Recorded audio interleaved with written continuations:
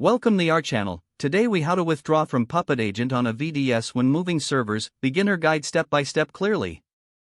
To withdraw a Puppet Agent from a virtual dedicated server, start by opening your terminal or command line interface. Log into your virtual dedicated server using SSH or your preferred method.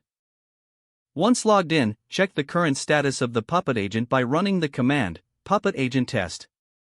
Take note of whether the agent is running or not. Next, you will need to stop the Puppet Agent service.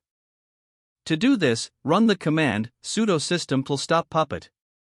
After stopping the service, you need to withdraw the agent from the Puppet master. Execute the command sudo puppet cert clean agent _cert _name, replacing agent _cert _name with your specific agent. To confirm the withdrawal, you can check the Puppet master's certificate list using sudo puppet cert list. Once you see that the agent's certificate is no longer listed, your withdrawal is successful. Afterward, it's essential to disable the Puppet Agent from starting automatically. You can do this by running sudo system disable puppet. Finally, verify that the Puppet Agent has been completely withdrawn by checking any related configuration files or logs as necessary. You are now ready to proceed with moving servers without any Puppet Agent conflicts. If the page does not load, refresh the browser or try again in a private or incognito window.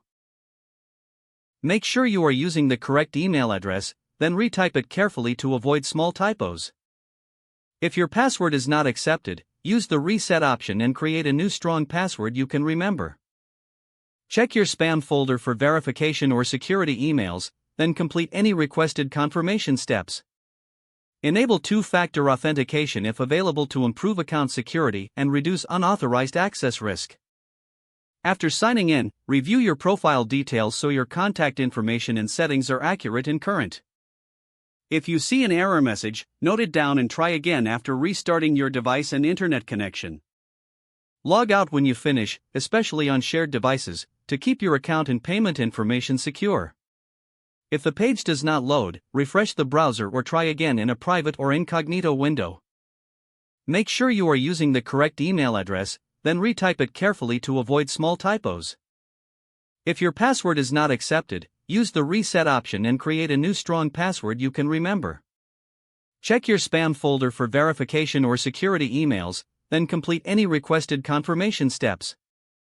Enable two-factor authentication if available to improve account security and reduce unauthorized access risk. After signing in, review your profile details so your contact information and settings are accurate and current. Don't forget to like this video and subscribe to our channel for more step-by-step tech guides.